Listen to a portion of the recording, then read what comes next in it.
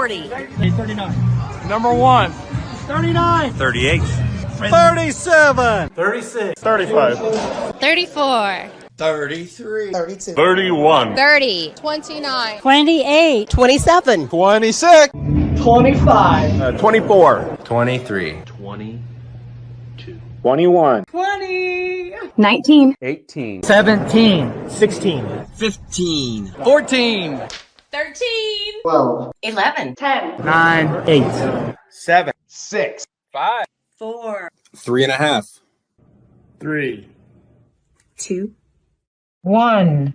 Hey, Rocky, you want to see me pull a show out of my hat? Nothing up my sleeve. Presto!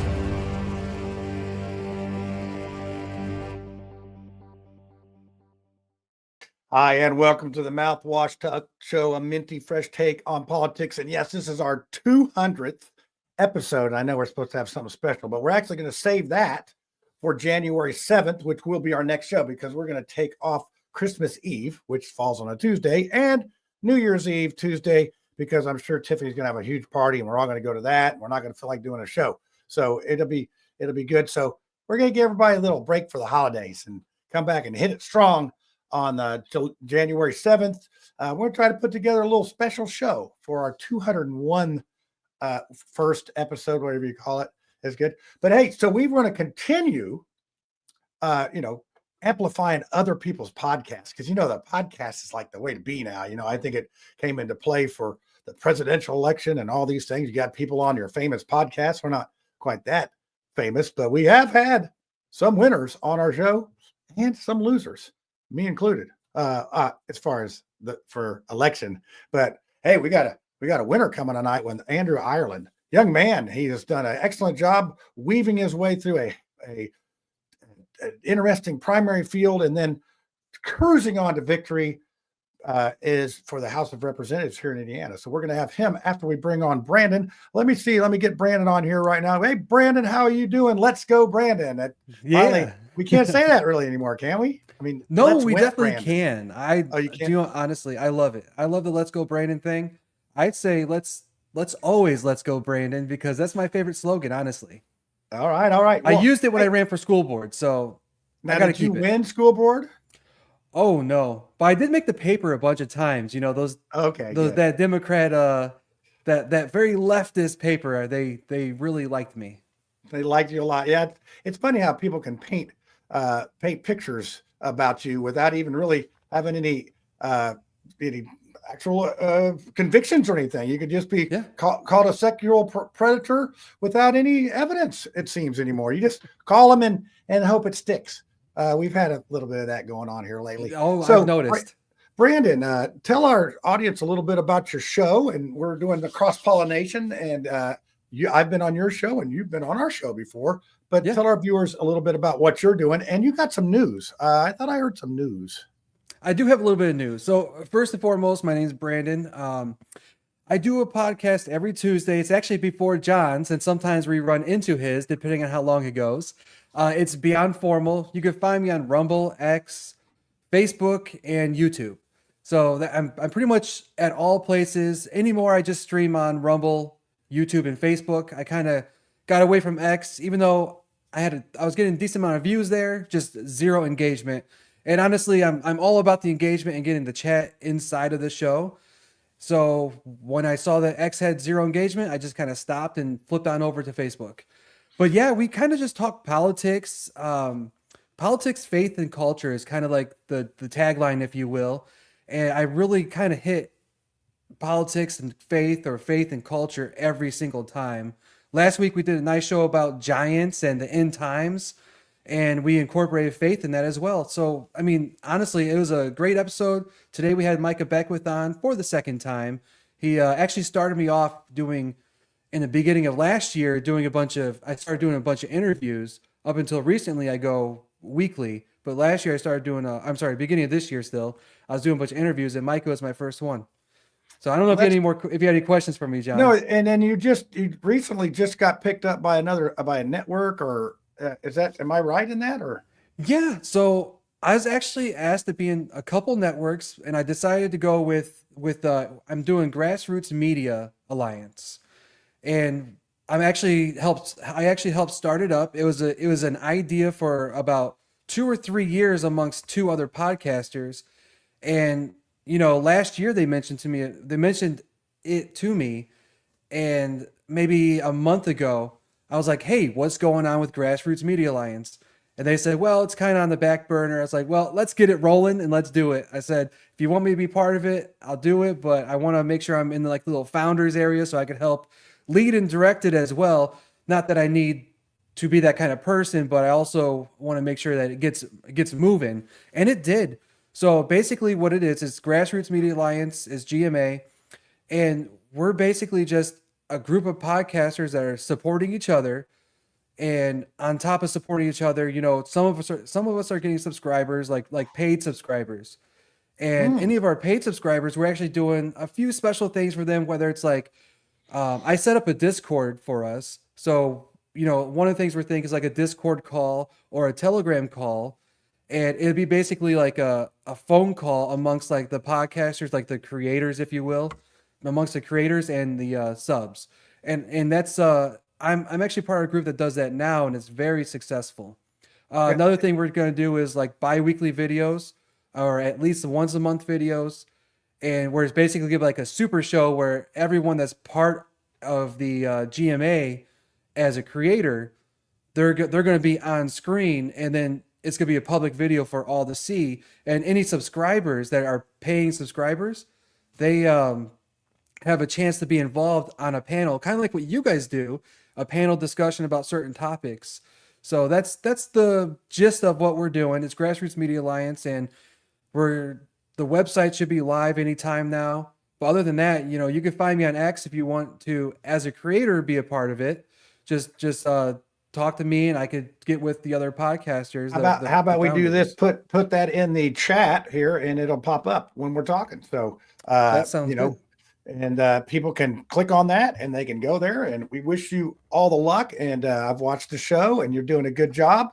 And you know what they told me when I started doing this like 5 years ago? Content. And soon you get a lot of them together. I noticed in my memories showed up Micah Beckwith 2 years ago. He was coming back from his Israel trip, and we had Jim Merritt on the panel. And so a lot changes in a couple of years, doesn't it? Oh my goodness, yeah. I think I just did my 8th episode as far as the weekly ones go, and it's growing right along. It's fun, and it's fun. It's a lot of fun. A week comes around pretty quick, doesn't it? So yeah. So all right, well, hey, Brandon, thanks for coming on. Let's go, Brandon. Beyond Formal, catch him on. You're at 7 o'clock Central Time, or 6 o'clock Central, 7 o'clock Eastern. 7 o'clock Eastern. All right, catch him on his shows. He's going to put those links in there. Thanks, Brandon. We're going on to the next person. All right. All right, now we have Andrew Ireland coming on. He's the luck of the Irish, is what I like to say. Now, before we get started, I'm going to have to ask you: are you an IU fan? You went to the IU Kelly Law School, correct? Am I wrong? I did the IU Bauer School down in Bloomington. Yeah, I'm rooting for the Hoosiers. I don't know. Man, you're down there in the land of the Catholic, is where you're. Where your district is a lot of Catholic folk down that way. Yeah, the Ron Colley folks at home, cover your ears. I know a bunch of Ron Colley people that I think their blood's green. They're so Irish related, but hey, thanks for coming on the show. We can make it brief here, but I want to, our viewers, you have been on the show before, maybe once. Is that right or no? I think this is the first time, so it's an honor to be on the 200th episode. Well, yeah, I mean, I'm honored. I'm sorry, who would ever thought it would last this long, but we've had some heartbreaks and some victories and all sorts of things happen here. So tell our audience a little bit about yourself and how the heck did you end up down at the State House? I ask myself that sometimes. I'm 29 years old. I'm the youngest member of the Indiana General Assembly, and it's a real honor. I'm an attorney, a practicing lawyer. I started my career as a deputy attorney general for the state of Indiana, where I had the chance to work on some of the most politically sensitive and difficult appeals that our state faces. So everything from right to life, school choice, Second Amendment. I was out in the trenches, dealing with those sort of issues in the courts. And then when this opportunity came up and Mike Speedy decided to run for Congress when Greg Pence decided to hang up his hat, I said, I'm young. Let's go knock some doors and see what we can do, and put a really positive vision forward. We ran a positive campaign and knocked a lot of doors, and here we are. So I'm really honored by it. Yeah, that was competitive. I know the players myself personally, and you did a wonderful job. And you know what I always say, it's how easily you can get a hold of your representative is how much I like him. And you are always kind, easy to access, and friendly. So yeah, that's the best I can do for you. That's the best I can do as far as endorsement. But Well, I appreciate that. It works out. All right, so. I saw your picture on social media, sitting in your chair and everything. That had to be a weird feeling, wasn't it? Sort of. Surreal, yeah, of course. And again, you have a lot of folks that have been there for more than time than I have. Let's put it that way. And a lot of wisdom in the room, and got a lot to soak up. But I've really enjoyed the process so far, and really looking forward to January diving into session. So who are you sitting by? I know you're not up in the front. Don't they go by seniority? You had sitting like in the back I think once you get a little more senior, you get to pick your chair. But we've got a great row over there. So Becky Cash is to my left, and Craig Haggard is to my right. Oh, and man. We're two of the most based state representatives. I think. Are we going to call that murderer's row back there? You guys will be checking these bills out for real for the people. I saw Craig last night at an event I was at. Great guy. Becky Cash, great lady. Been on the show. Both have been on the show before. So that's awesome. We'll be looking to hear some more as things go on. I know that property taxes and all this other stuff, but hey, I want to save that for our panel. So I'm going to go ahead and bring on Brad first, because I think he's ready. Oh, Brad, how's it going, Brad? Hey, John. Good. How about you? Oh, I'm better than last week. I barely made it through the show. I had the illness. Just going around, the plague, as I call it. But I'm a little perkier tonight. I'm better. So I thought I might be able to make it through tonight. Good. So, all right. I went to an Indy Fuel game. I have a bone to pick with Tiffany about Fisher's Event Center, just policies and whatnot. So. Look, she you're number one, Brad. She said you were number one. I swear that was the number one. It was so. You almost made her poinsettia wilt on that one. At least you know I was listening. Yep. Yeah. So what's wrong with the event center, Brad? And maybe our brand new state rep can fix it. Let me take notes. Uh-huh. Go ahead. Okay. All right. Well, number one, you guys, there's no inflatable dragon anymore. Okay. Oh, okay. Yeah. Did it spring a leak or something? I don't know. No, they replaced it with an LED screen. That's that you can blasphemy. That only half of the rink, or that only half of the arena can see. Are you talking about like when the players get announced, like the starting lineup and stuff? So I was there for opening night, and they did have this inflatable thing with like a dragon on top. Wait, that had the inflatable? It's gone. Yeah, and the people were running out under it. Yeah. Yeah, they had that at opening. When I went, there was this weird LED screen. Yeah, and I was sitting behind it, so all I saw was like the back of a TV. Oh, okay. All right. Well, if you weren't so cheap, you could buy some good tickets. Dragon. They were good. They were just on the wrong side, John. Who won? Did the Fuel win or not? Oh yeah, they won like 6-0. There was a ton of fights. It was a great game. So sound like the Democrat state convention. Oh, never mind. Yeah. So anything else? No Dippin' Dots. Concession stands are really weird. They got the self-checkout things going on. So one of the things with the event center is all the food is locally sourced. So I would imagine that Dippin' Dots being like Canadian. ice cream dropped on like a dry ice is not an Indiana delicacy. So we're probably not going to have it there. Did you have the flatbread with jackfruit on it? Yum. No. How No. about Bud Light? Did they have Bud Light? Oh yeah, they had Bud Light. Well, Yeah. what more do you I was need? happy with that. Blackjack pizza Yeah. with Bud Light? Come on. Yeah. And Breakfast of so champions. actually, we had some time with this chef, and they actually put a lot of thought into the food that they're serving there, locally sourced. A lot of local beers from like local breweries and stuff like that. How was your parking experience, Brad? I mean, I don't know if I paid. I Did probably you didn't. did you pay in advance, or did you scan a QR code upon parking? No. Did you buy parking when you bought your ticket? No. Then correct, you did not pay. So you'll probably get something in the mail from Lay's or LAZ or Yeah, and that, you know, and I'm fine with that. That's like how the tolls work in like Illinois and Kentucky, like the Louisville Bridge. Yeah. I'm okay with that. Yeah. But for anyone who's listening, it's cheaper if you buy it in advance or if you scan the QR code upon parking. So, you know, I don't want to have to revisit this conversation if you get a crazy. And I hate to drag us away from this interesting conversation. We got a legislator here that's taking time out of his busy day to talk about parking in Fishers or where at some. I wasn't even complaining about parking.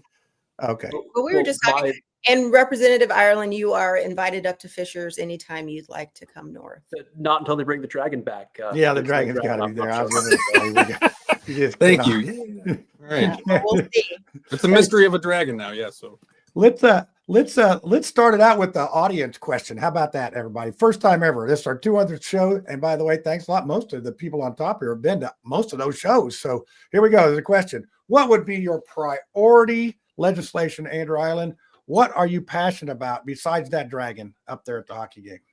Well, I'll tell you, having taken an oath of office to be a deputy AG and to enforce and defend the laws of the state of Indiana, something I'm really, concerned about, honestly, is here in Marion County, we have a rogue prosecutor.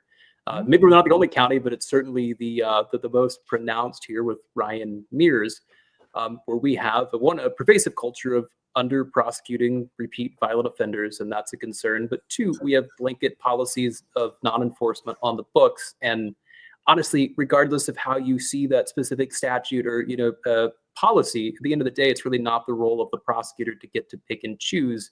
It's one thing to have discretion. It's another thing to say there's a class of laws that I just won't enforce. And so rating that in, I think, is a really important piece and something I've really leaned into just here in this first month. We've got a couple of bills coming down the pipe, hopefully to do something about that here in this next year. So I'm going to wonder, Aaron Freeman has had so much fun with coming in Marion County doing things. Are you ready? Do you have your plate tech gloves on and your hip waders and all that? Are you ready for battle? Oh, I'm ready for battle. Let's go.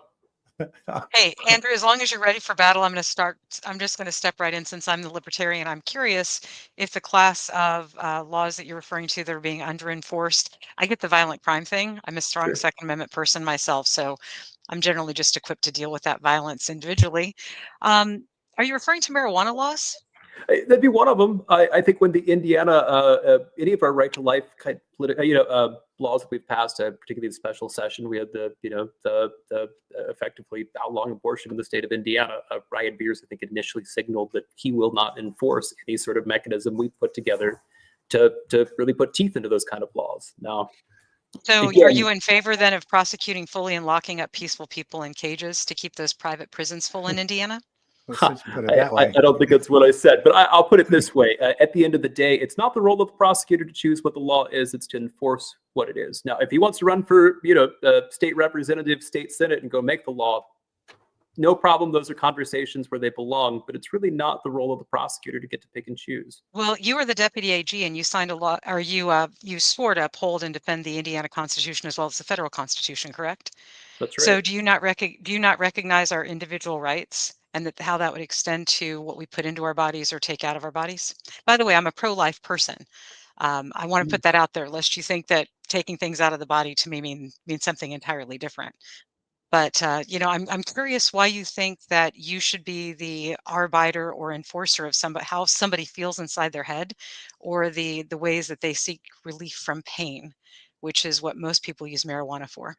Sure. And just to be clear, as far as I'm concerned, I mean, particularly on the medicinal side, I don't have any issue with legalization there. If we want to get it right, I think you have to treat it like a scheduled drug the way you treat anything else. But I think there's a way to get Why that would you done. treat it that way when it doesn't, when it's clearly not in the same class of narcotics as, the opium crisis that we had? I mean, look what happened up there with Purdue, and Can we all of just those take the kinds of step things. and legalize it recreationally then Yeah, too? Huh.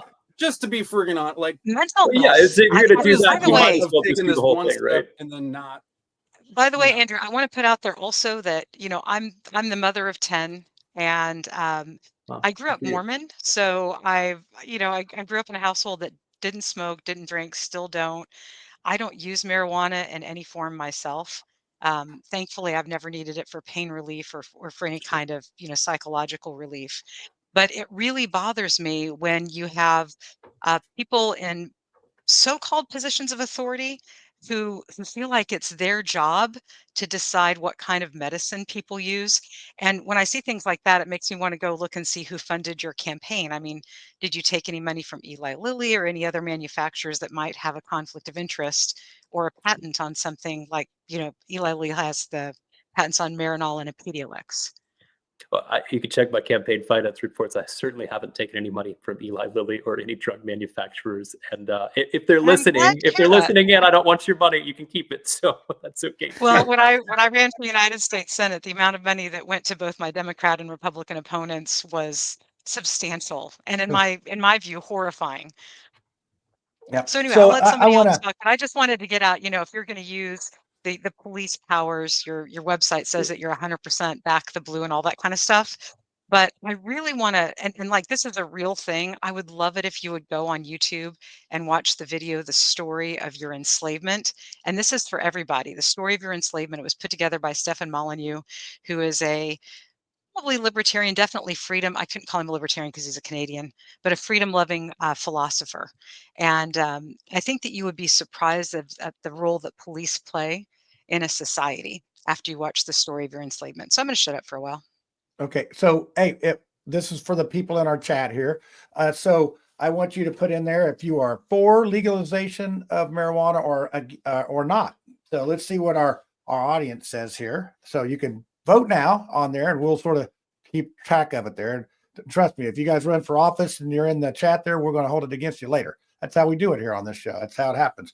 So sounds like to me, Andrew, that you'd be for medical use of marijuana. I think a lot of people are down with that. I personally think it's no worse or better than alcohol. I mean, we either should have one or the other, or not, or we should have both, or not one or not the other, or neither. I don't know. So, so you guys can vote on there and all that good stuff. So you're a Law and Order guy, back in the blue, as Lucy says there. What about this? The so-called elephant in the state, this property tax thing.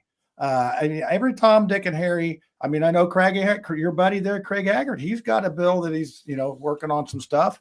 It looks like Thompson's going to be the guy that's going to bring the bill. So, are you trying to get involved with that at all, or are you going to let other people fight that out? Yeah, I am. I've got a couple of bills working on too.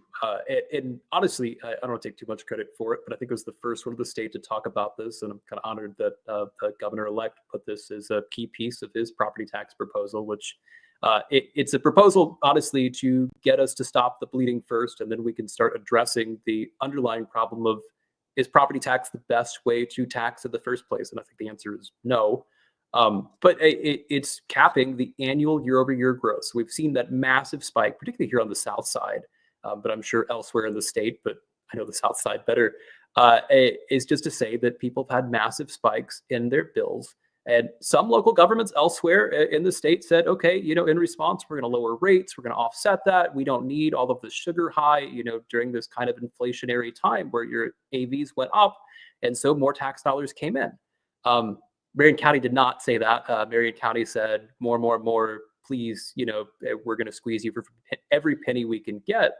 And honestly, you can say that that's a local failure and you've got to hold your local politicians accountable.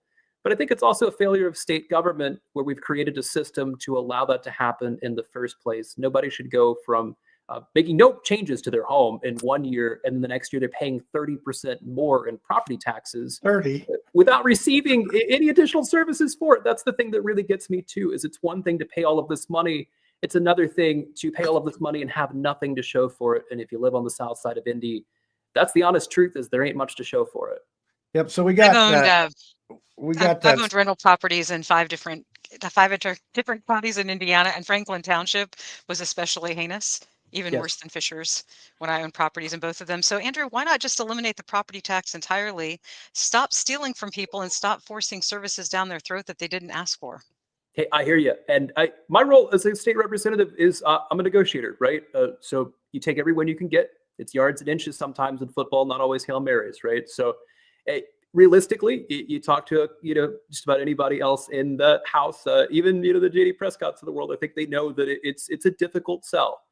It doesn't mean we can't get there, but I don't think you get there in one session. And so to me, the goal JD, one is to stop the bleeding. I put that up there. What about J.D. Prescott bill?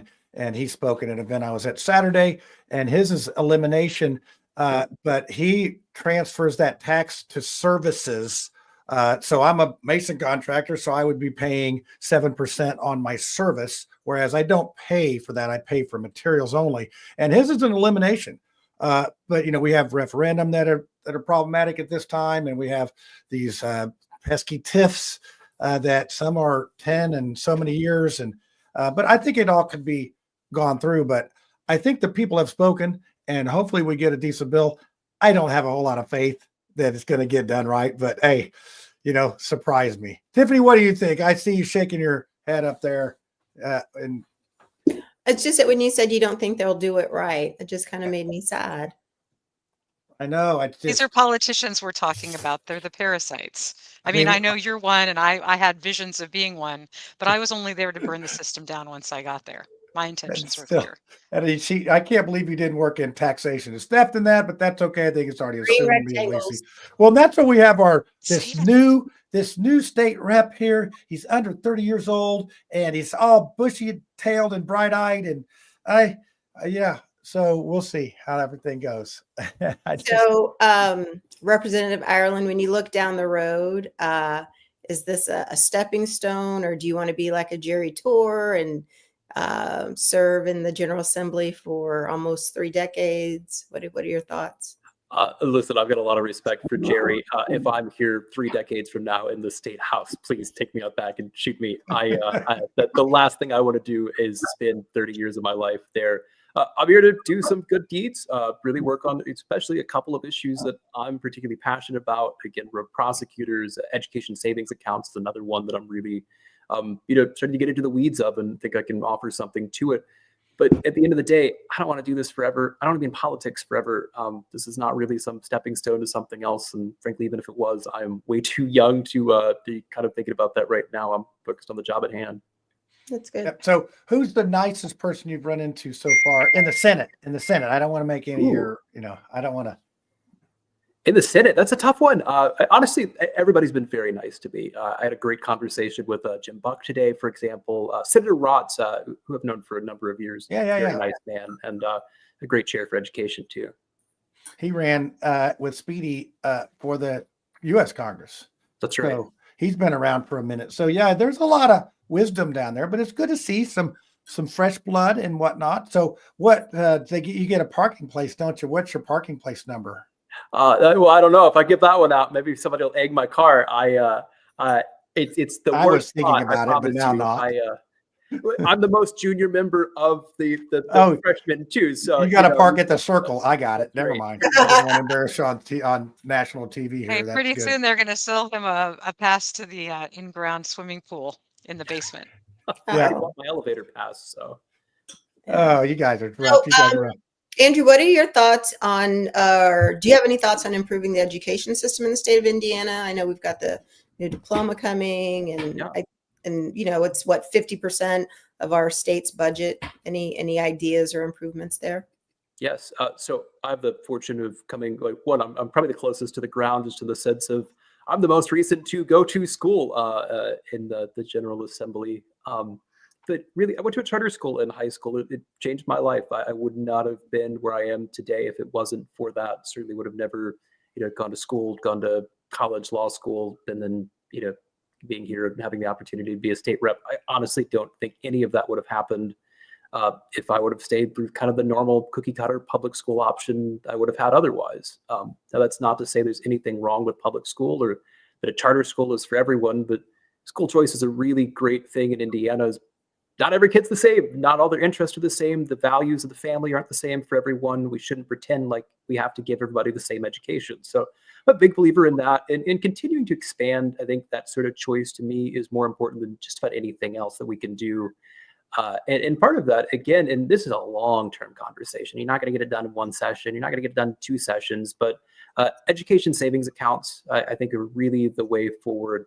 We're honestly, at the end of the day, every student, I mean, whether you go to public school, you go to private school, you homeschool, that money's loaded up into a card just in the same way that your health savings account is. And you take it as a consumer wherever you want. You want to do hybrid schooling, you want to go to public school and, pop your credit card in when you walk in, that's fine too. But I think that gives people the sort of freedom as a consumer that still, even with the kind of limited school choice options we have today, isn't the reality.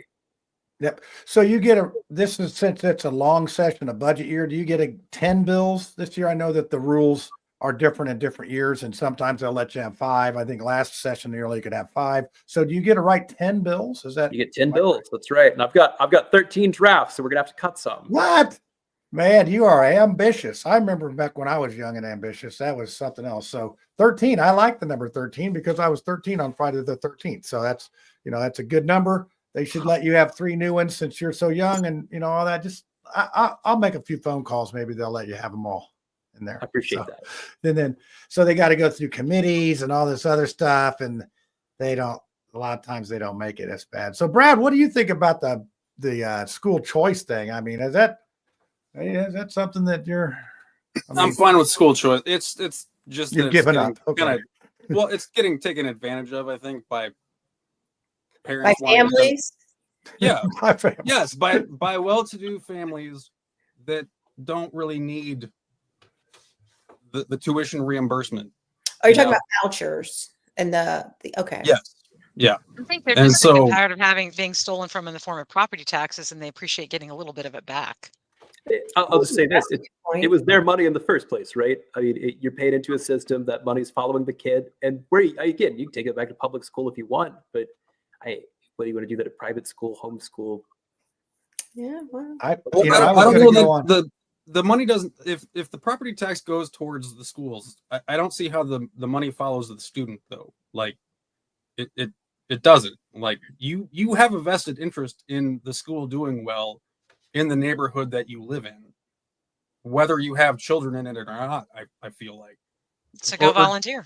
Yeah, go. Yeah, you could be a. Well, I mean, so that would be your bartering for like, okay, we can have a school here, and I will volunteer there to better, the neighborhood or the community.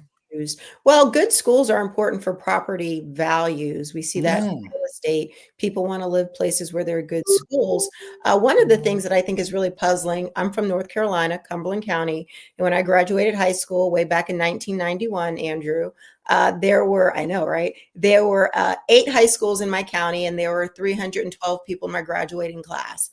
Fast forward, I moved to Fishers, and the local high school has, 1,000 kids in a graduating class. My daughter's smart, but, she's like squirrel. So, definitely doing a charter school was great for her. She did Montessori through 8th grade at a charter. And then she went on to Cathedral, and, she just had a wonderful experience. I think that's one of the things that has to come into consideration when we think about some of these schools. Some of these schools are very large, and your average kids would be amazing in a separate setting. Yeah, well, I live near Ben Davis High School, and I swear it's like a college campus. It's so big. I mean, it's no wonder we need so much money to run these schools because there's a lot of maintenance. I volunteered for the band. I mean, just the band. What are you doing? How is that? Band?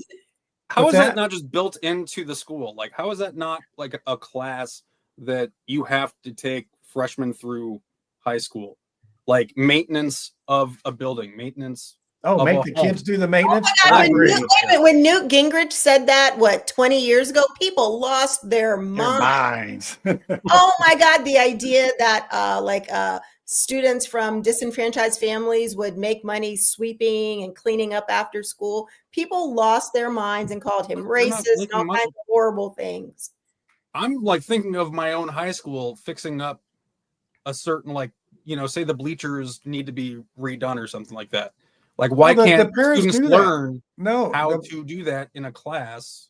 Well, Oh, they I would got call you. that shop Amazing. class. yeah. Yeah, Well, exactly. That's what I mean. It's just blending two things.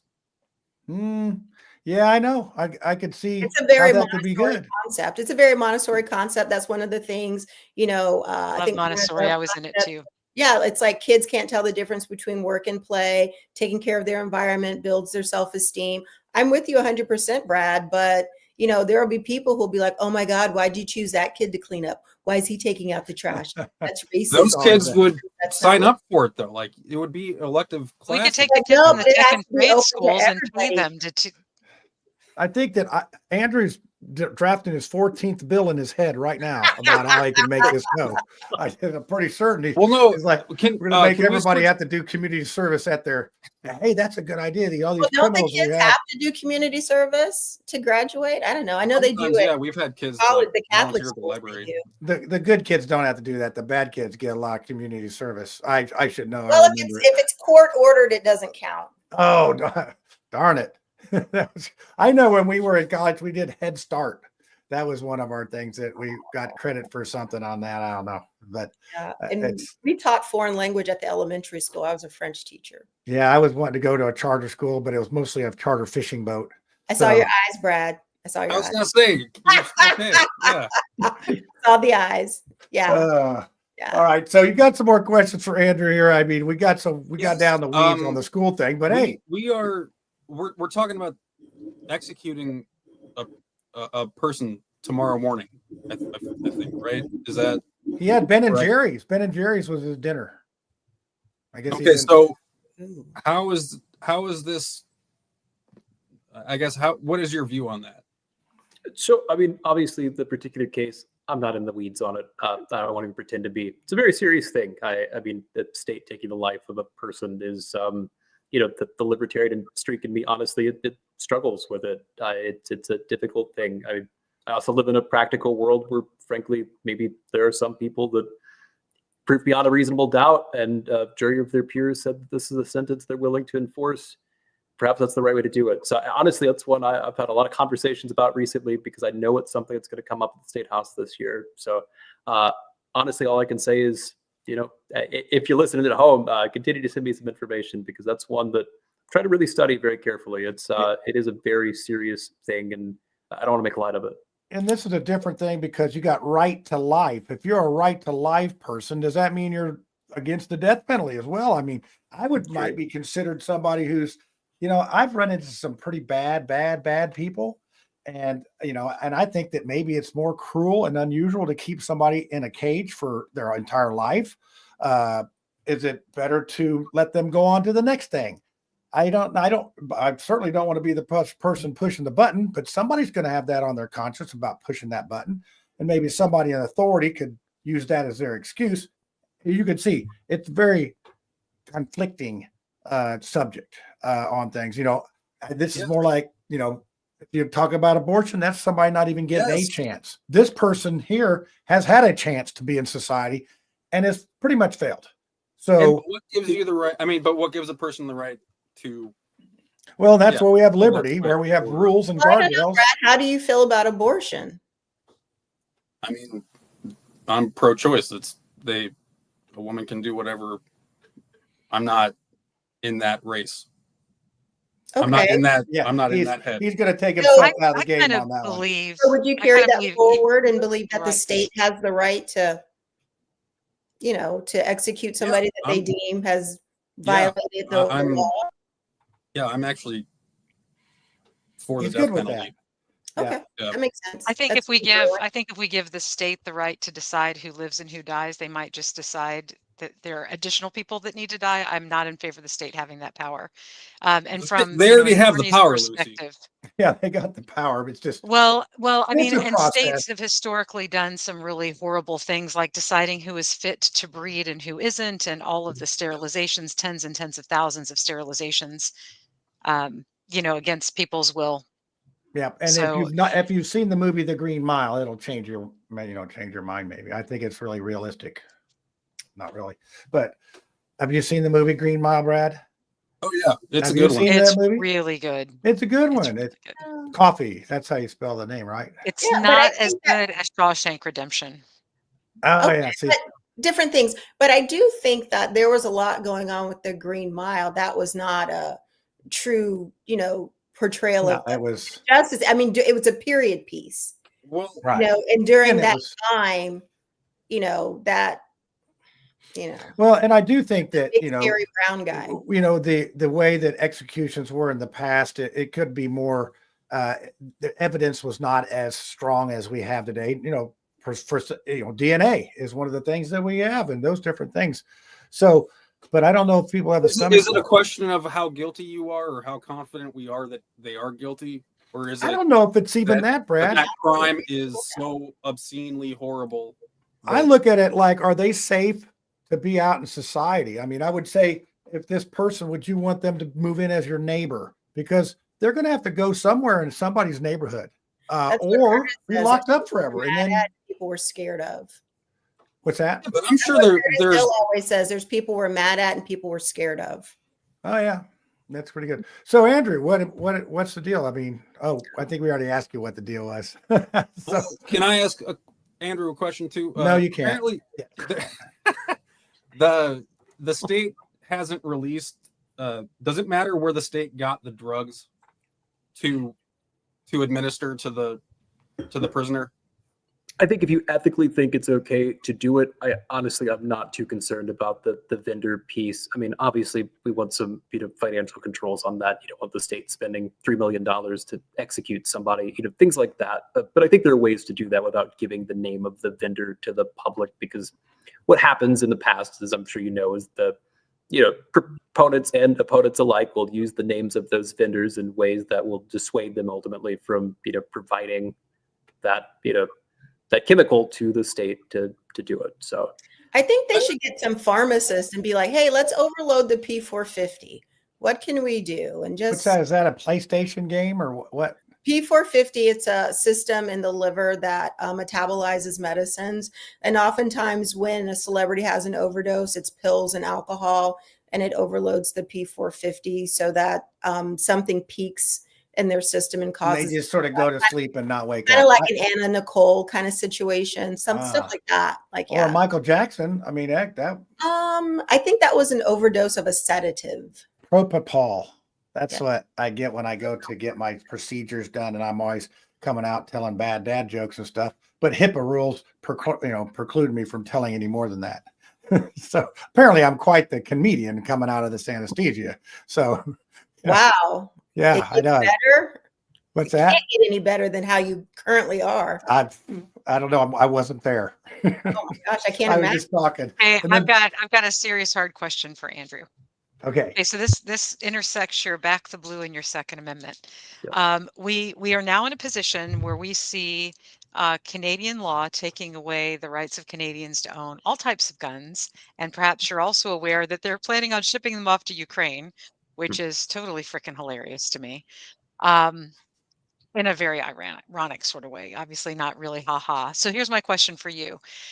If and when the federal government were to order Hoosiers take away their right to have certain guns, and they want Indiana law enforcement to go house to house and to take those guns, would you back the blue?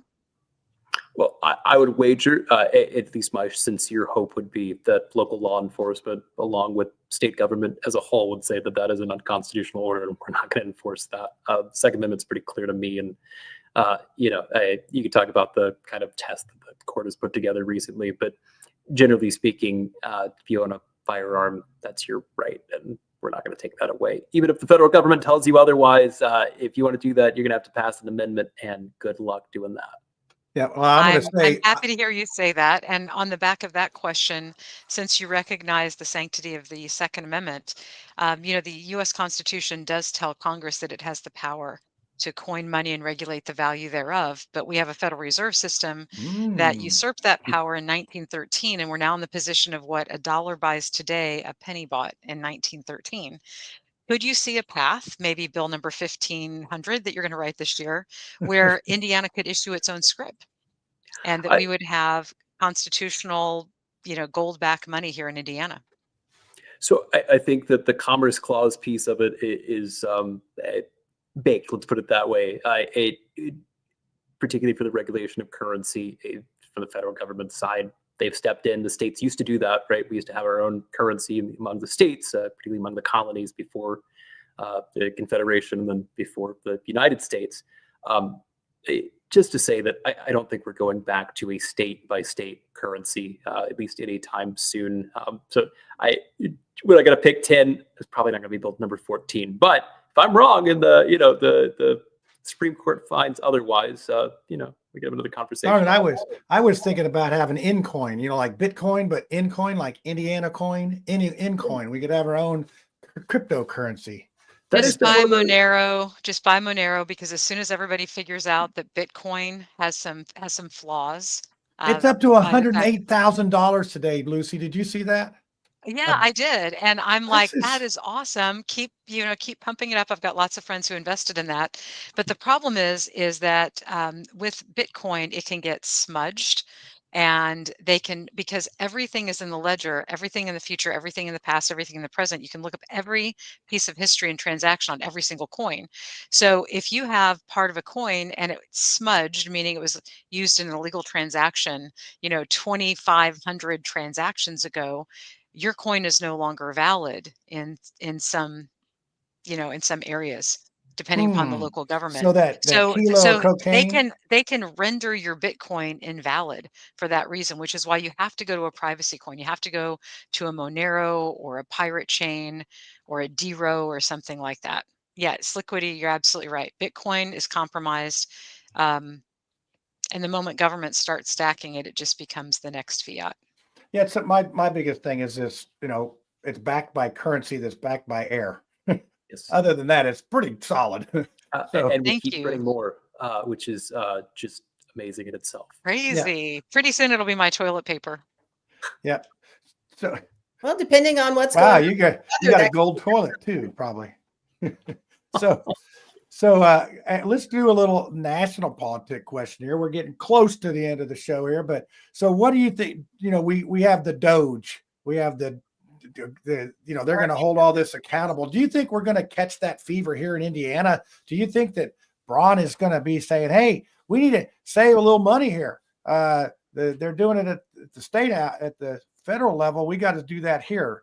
Have you seen any indications of stuff like that? Yes, absolutely. Well, honestly, I like our odds a lot better here in the state of Indiana than what's going on out in Washington. Don't get me wrong. I'm excited that Republicans have taken both houses and that we've got a Republican in the White House. But even then, not all Republicans are made equal. Let's put it that way. I think you got a lot of big government types still in our own party. They're in Washington who frankly have no interest in going and reining in the federal government, the administrative state. Well, here in Indiana, again, I'm sure that we disagree maybe on some things. I think there is a general appetite within House Republicans, at least that I've talked to, of reining in spending here at a state level. I know that that's a high priority for Mike Braun. So I'm excited to see what they come up with. I think they've already started to really rein that in just from an organizational perspective and how they organize the cabinet. I mean, that's exciting to see that we have a leader who's willing to try something new. It may not always work. That's part of it too, is they're going to got to get through that pesky legislature, the 51% control of the state. So do you have your eye on any specific cost cutting department or measure that we're doing now? Do you have a short list? Do you have a list, or am I putting you on the spot here?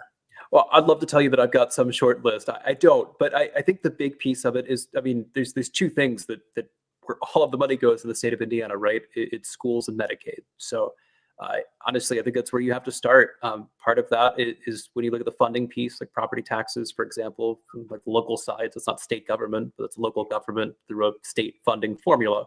I think you have to have some downward pressures sometimes. We've made a real effort recently of putting more money towards schools, and I think that's a worthwhile thing if you're looking toward retention of teachers or salaries. But often we send all of this money down, and it just ends up being more administrators and more pet projects. And it's frustrating for everybody. So I think we have to do better of putting guardrails up to ensure that the money we're putting towards schools is actually going toward the things that actually improve education. So that's a piece of it. And on the Medicaid side, we are among the most generous states in the country when it comes to Medicaid benefits. I think I saw today over a third now of Hoosiers are on Medicaid or Medicare. It means 1 in 3 individuals in the state of Indiana is on government provided healthcare. So we just had a shortfall with that of almost $1 billion. Is that being addressed? Have you seen anything on that? Yeah, I know that's a high priority for Mike Braun. That I know there's a lot of conversation. Ultimately, where we land on that, I think, is again, there are a lot of opinions out there, and which ones maybe are more favorite. I couldn't tell you at this point, but yeah, I think that Medicaid is it. Is it the number of people enrolled? Is it the unhealthy population? Are there a lot of illegals who are using it as healthcare, or I don't know. What gives is what she's trying to say. I think every one of those is a piece of the puzzle, right? So during COVID, I mean, one of the big things was that there was nothing the state could do to stop individuals who weren't really eligible for Medicaid to enroll anyway. So the federal government said, hey, during COVID, you're not going to enforce any of these rules. We got to give people leeway. So you have a bunch of people on the Medicaid rolls that frankly should have never been on there in the first place. Okay. And then I think the long, kind of standing perspective on that was that, particularly before COVID, we don't police that heavily because it's not worth the cost of policing it. But one, I think in principle, even if from a cost perspective, it doesn't make sense, it may still make sense in principle anyway. But I'd say particularly post-COVID, again, where we have a third of Hoosiers that are now on these rolls, I think we've got to do a better job of that, not only for new enrollees, but individuals who are currently there too. You have to make sure that they're actually eligible in the first place. And then you raised another piece of it too, is like the health of the population in general. So we have to do a better job of encouraging individuals to, live healthier lives, where, they're not seeking one, emergency care, as the healthcare first resort, but two, they don't need it in the first place because they're not having heart disease and diabetes and these sort of things that for many were preventable if they had lived a different lifestyle. So I'm glad we're talking about that. I'll be Lucy for a minute, but some of that in some of our poor populations, you have food deserts, you have highly priced processed foods. A lot of communities don't have sidewalks or walking trails. So there's a lot that goes into some of our most unhealthy populations that we have to agree are issues, and we have to invest in certain places. When it's cheaper to get flaming hot Cheetos than apples and oranges, people have to make tough choices. I love those So, and they also, I think you can use them as candles too. But so, I mean, people have to make really tough choices. But then again, I mean, some of that highly processed stuff tastes really good. So there's that part of it too. So RFK is going to fix it all. All that's take going. 5 flaming hot Cheetos away. We're gonna have a problem. We're gonna have a riot. We need our own RFK. Who's in charge? Who's the secretary person on health in Indiana? Who do we have? I know we just announced the name. I couldn't tell you what the name was. So, well, I hope that they're super healthy. And I hope. I mean, we do need to do something drastic. Who really needs a big goal? I'll tell you what. Look at this. I love that. One of the things that always amazes me is typically individuals in those roles are some of the least healthy individuals out there. I think we can do a better job of emulating in government what we're asking people to do in the first place. If you can't live by that in government, probably shouldn't be in that role. Yeah, you're right. Well, it seems like it's going to be exciting. So when is your first day of actual session? Is it coming up? Technically, we were gaveled in last month, but the next day is January the 8th. January. Okay. Yeah. What committees are you on, Representative Ireland? Education, Courts and Criminal Code, and Judiciary. All right. Wow. Did you have to pay money to get on there? Yes, I can only imagine the amount of bribes. No, absolutely not. Now, wait a second. I know that the education secretary had to give the party some money to be on there. So, well, that's good. They must like you if they didn't make you pay.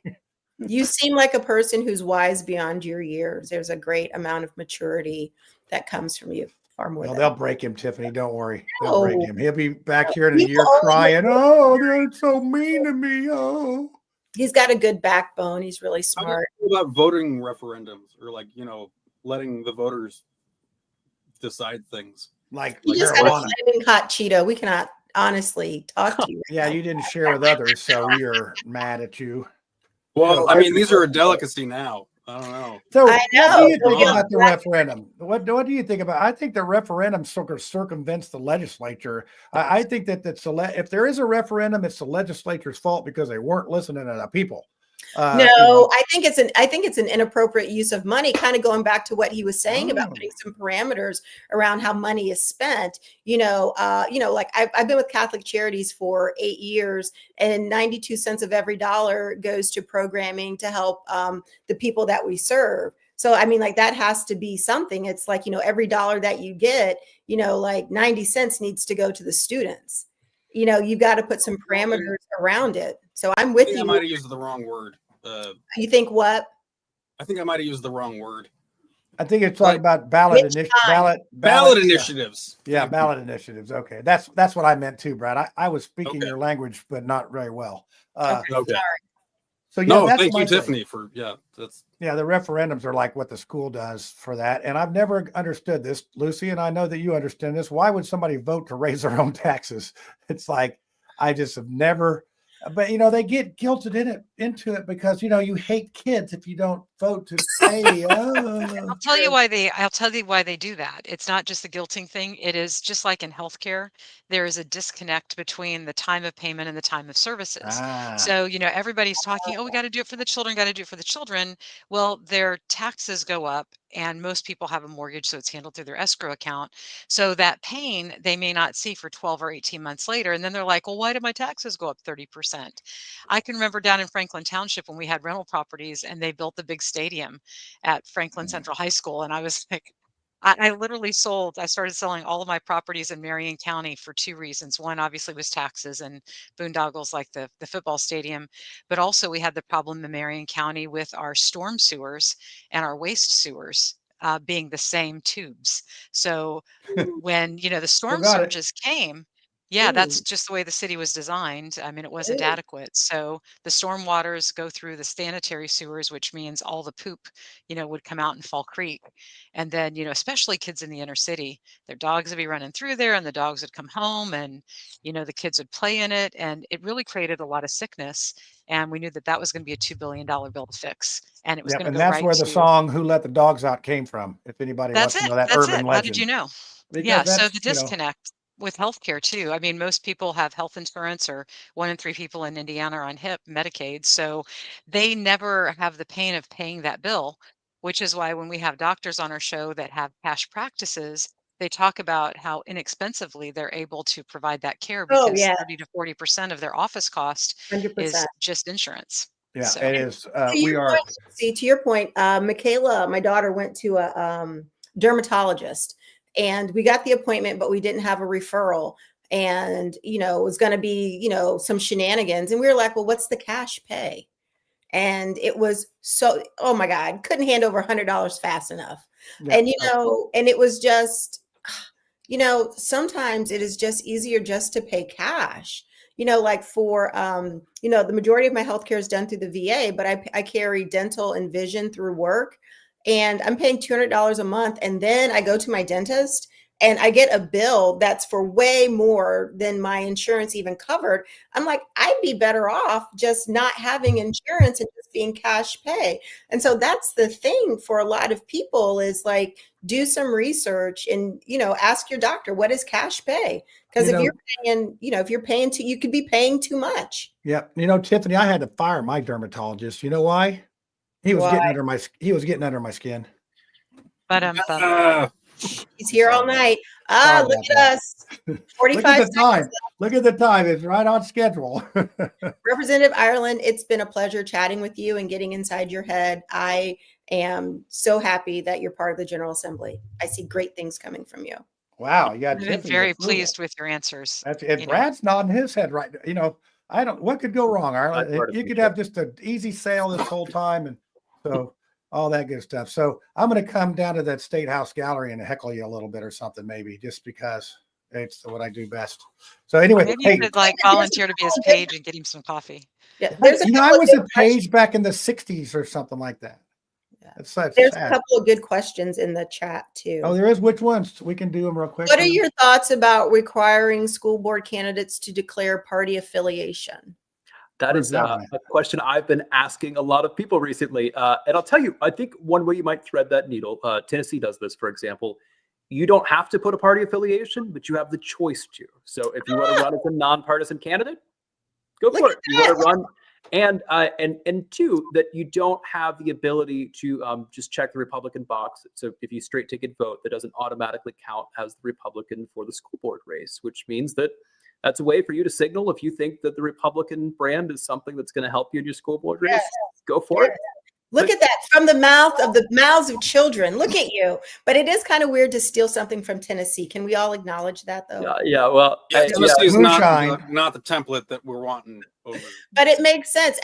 Give people the opportunity to declare and then have that idea carry over to your at-large city council. Weren't you all talking about wanting to not vote straight ticket or wanting to like get away from people voting straight ticket?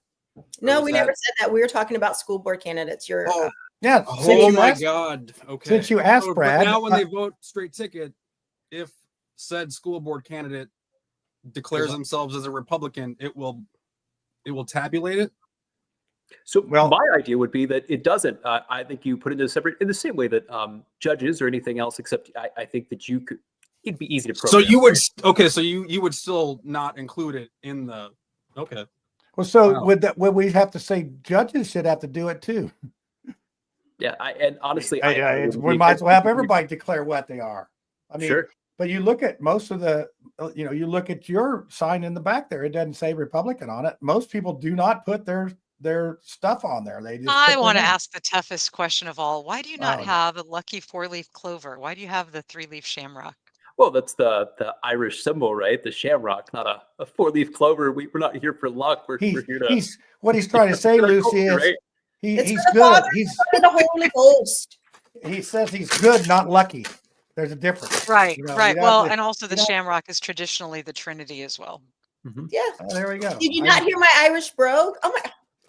What? My mom's best friend when I was kindergarten, first and second grade was You got Irish. Irish, Oh my gosh, brother? I got the best Irish accent ever.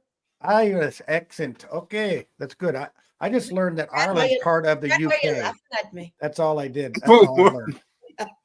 So, all right, Andrew, thanks for coming on. We're gonna go ahead and bid you adieu here, and the panel's gonna stay on for a second. So, hey, thanks a lot. You've been a great sport. I think we solved all the problems that Indiana has, and we just want to see it in paper now and get it voted on. So, They if all I got need to to you. if I got to break some kneecaps down there for you, just let me know. I'll come on down there. We'll rough them up a little bit, testify, and all that stuff that we do. So, thanks for jail. Yeah. John Hockstead is still mayor. They still have time to come after you. So I know it. It's terrible. It's terrible. Thanks, Arlen. See you. Thank you. All right, kids, that was fun. You guys did a great job. Thank you. Get raises. What's that? Yeah, you get everybody. You'll get something in your stocking. Something or other. I got tinfoil hats Send us for you. chocolate. Chocolate's good. Yeah, I know. Well, and you heard Brandon with Beyond Formal talk about he's monetizing his or something. We got to come up with something special for our 201 show. So if you guys can think of anything, let me know. Can I welcome you all to my dining room? I am not in the basement right now. Yeah, is that where you usually are? The basement? Yeah. Okay. Well, we like the poinsettia and the little Christmas balls you got going on there. And what's that little thing back there? Is that what you put chips and dip on or something? That little thing on your this that thing. Yeah, that no, not that thing. Not that thing. The artwork? It's right sorry. here. Yeah, that thing. That's gorgeous. Of Italian glass. Ooh, Italian. Oh, she's a fancy, getting a little fancy for this show. You do need a raise. So a long time ago, when I lived in Portugal, they had a little show, and I was able to get some Italian glass. So it's older than Michaela. A lot of things were said in that sentence, like Portugal. Yeah. Like, when was that? Like, you can't just toss that in like it was nothing. Yeah. So in the year 2000, I was stationed in the Azores. It's a Portuguese country. Like, yeah, It was more that you said the year 2000 because I used to watch Conan O'Brien, and apparently nobody else does. So I was laughing when you said that you graduated from 91 because I graduated in 89 and I was doing the math and like that dude wasn't even born yet.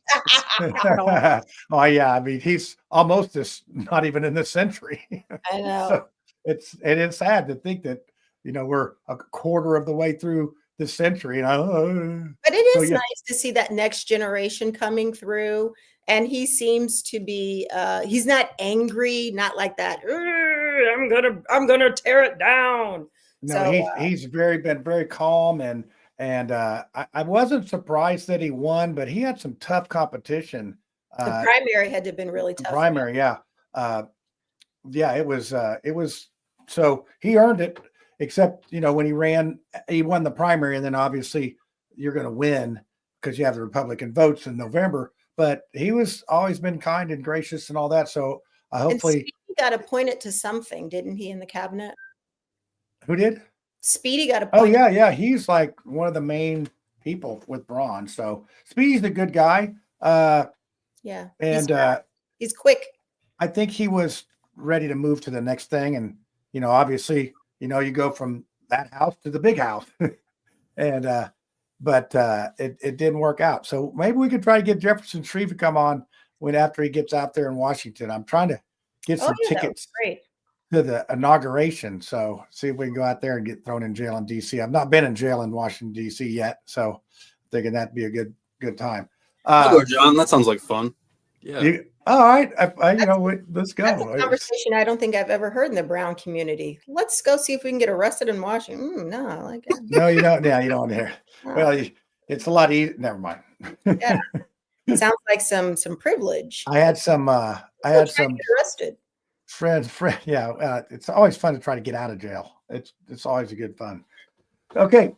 Let's see. What's everybody, we don't have a show for this. Is our last show of the year. So, if you get your complaints in and your comments in and all that before we go to the last tinfoil of 2024, golly, I can't believe it's already done and over with. So what year did you start the show? 22 or 21? That'd be 4 years ago, 2020, right? I don't know. Yeah. Yeah, it's 2020. Actually, I did do something indie for a year before that. So it's funny. In the memories, 2 years ago, we had Micah Beckwith on. He had just come back from Israel. And this was way before he decided to run for anything. I think Brad and him used to be friends at that point, probably 2 years ago. I don't know if that time ever existed, really. Okay. I thought maybe. I see you got me and Mike are good. You got the baseball bat over there. I disagree with. Will you be inviting the lieutenant governor to your library? Wait, what? Will you be inviting the lieutenant governor to your library? Oh, totally. That would be awesome. Oh, yeah. He's got his bat nearby. Those Tiffany, don't worry. He can crack him over the head if he gets out of line. It's pretty easy to go. Dude, do you know what assaulting Micah would do? What kind of crime that would be? I don't think that would be good. No, and it would make him a martyr. He would love it. I don't know. Okay, get your hats on, which you don't have, but I'll wear mine just so it's important or whatever. Hey, y'all, it's time for the conspiracy theory, so you better get your tinfoil hat out, and let's see what's going on this week. All right.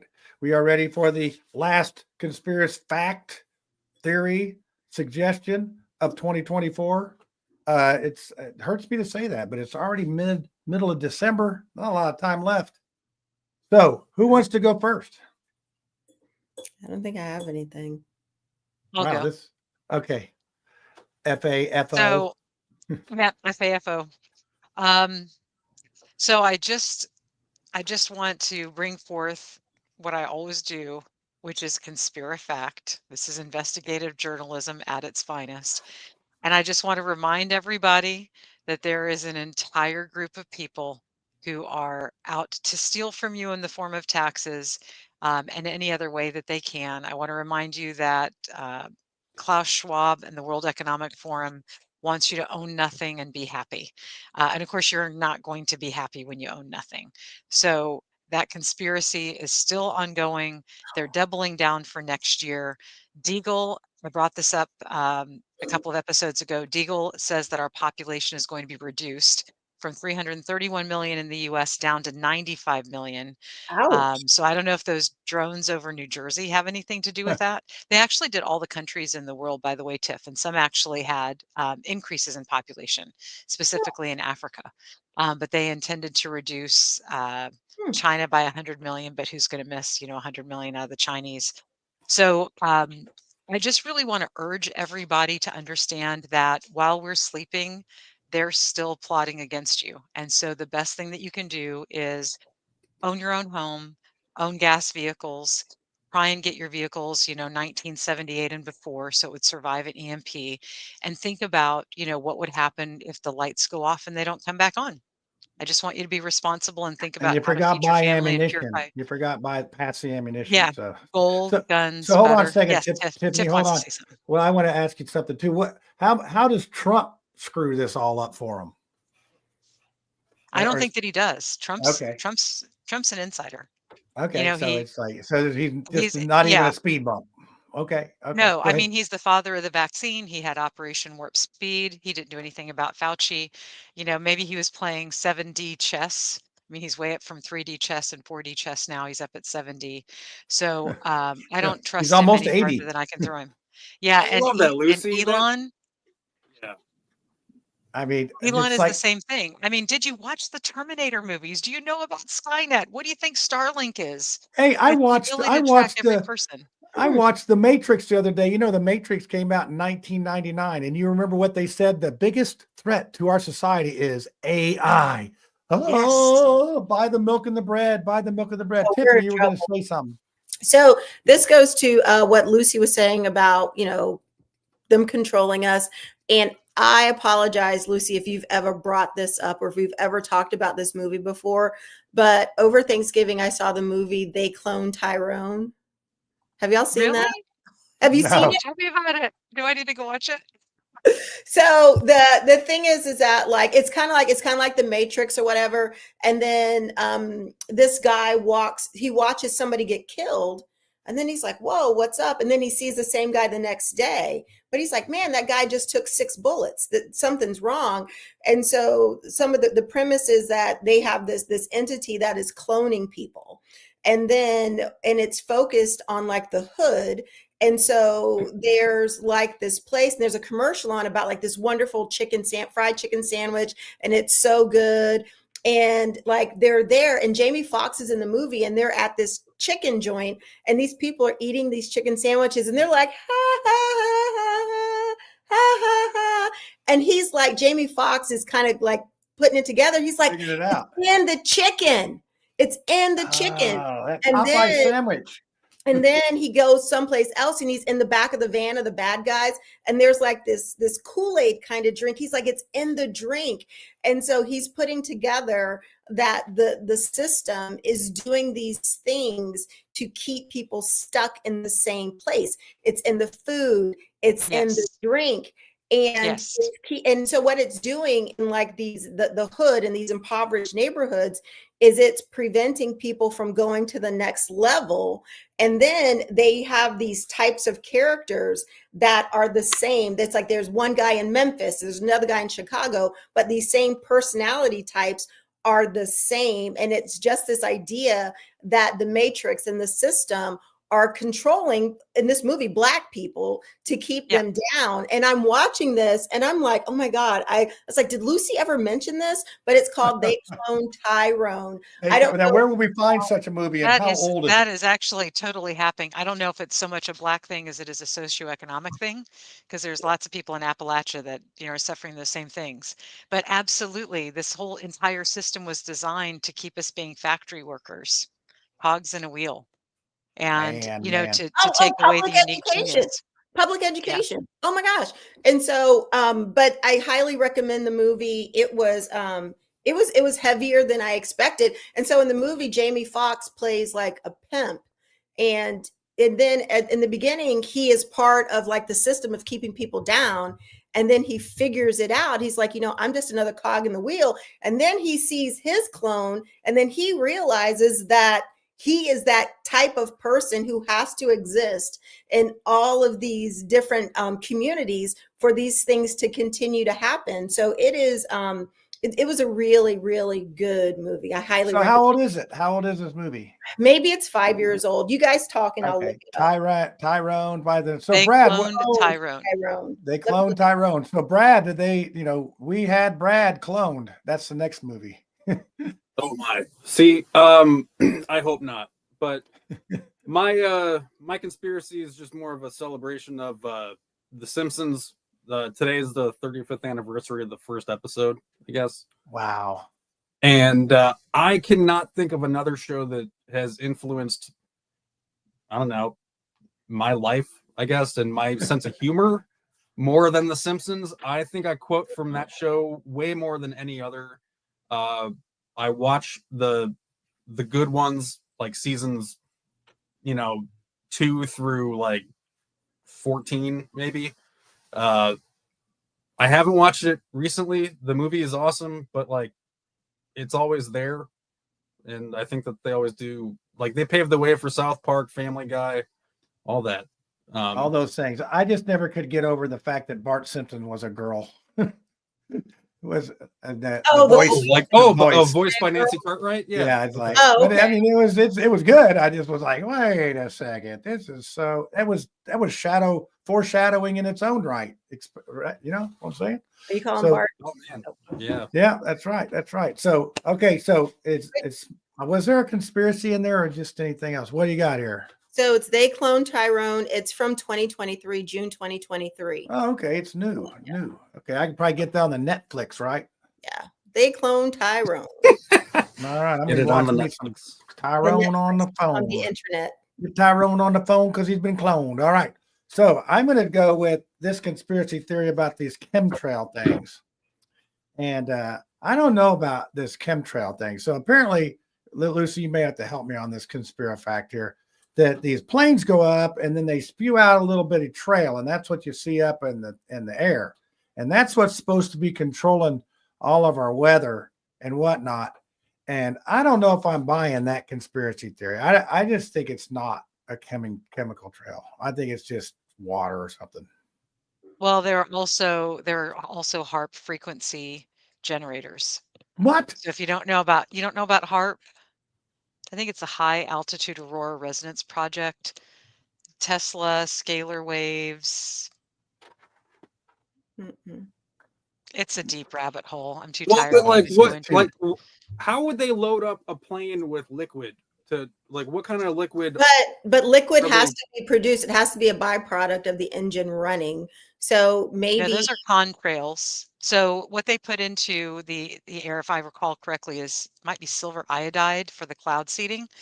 But where the conspiracy meets the satanic conspiracy theory is barium and aluminum are both chemicals that are reportedly put into the chemtrails, which are different than condensation contrails. And BAAL spells ball, and BA is barium, and AL is aluminum in the periodic table. So they are literally seeding you with Baal, Satan. Oh, wow. This is Man, somebody this stayed is up late for that actually one. That was, true. they This stayed is on their show actually a true. little But long. John, we've actually talked about like having a show on conspiracy theories before. Oh yeah, we've We've there's tossed it around. there's plenty of stuff out there. It is, interesting. You look at, let's just take the book 1984, for example. It's one of those things where they thought Big Brother. I mean, we're living Big Brother. You see it all the time now. People with their Lock phones cameras. or whatever. It's like, so, I don't have or the Matrix. They talked about the AI. Here we are. So we get one of the things that I want you to notice. I don't know how many people watch Netflix and these programs that they have that are Netflix produced or whatever. You think about it, they're always drinking.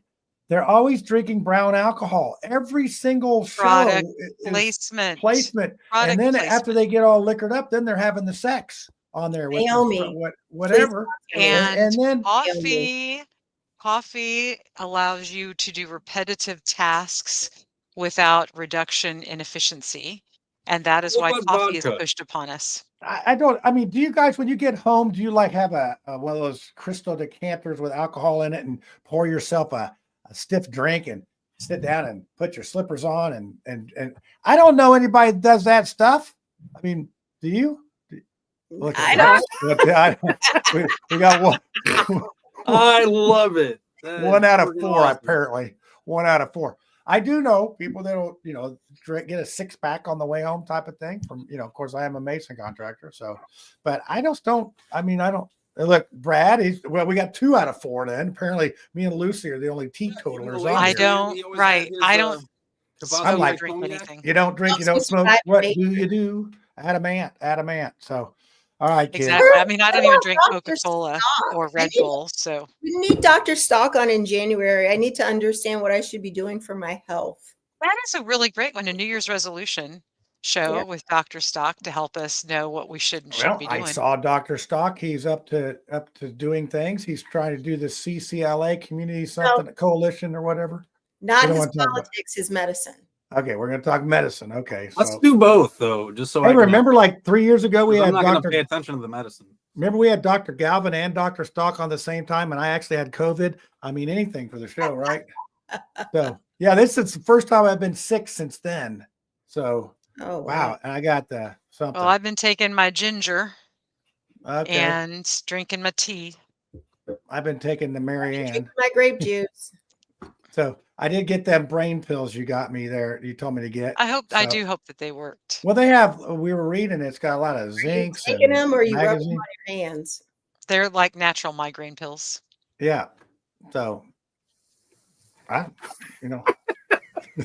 right. But That's if you're enough. eating MSGitos, if you're eating Doritos or MSGitos or anything with MSG, it's just going to put holes in your brain. And by the way, Trader Joe's has these like Taki alternatives. It's their #1 selling product, and my kids love it.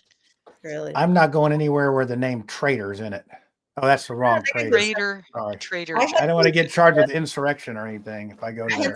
I had some Doritos on Friday, and I like. There's something about like eating them where like it's like, and then you just kind of eat them until you get like tired. Dorito mouth, Dorito jaw. You can work it into a rhythm. There's a rhythm to it, and like that. And then I'd start looking at them, and then I'd only want the ones that were like the darker red color, and I'd put some of them back in the bag because they didn't have enough of the artificial coloring in it. I mean, have you read the book Salt, Sugar, Fat?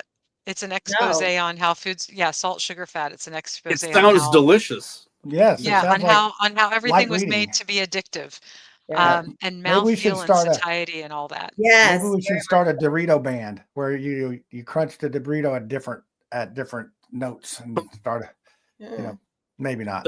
They're commercial a long time ago. I was gonna say there had to have been something like that. Yeah, I'm always behind the times. Eating Doritos at like an orchestra or something like that. I hate to end this show. Now we pretty much had our after the show conversation on the show tonight. Good. I'm tired. I want to go to sleep. Yeah, I gotta make some plans. I'll tell you this.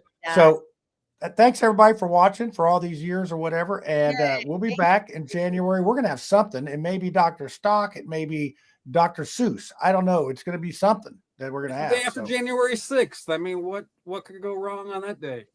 Oh yeah, that's right. I don't know. Brad, do you have your furry vest and your horns?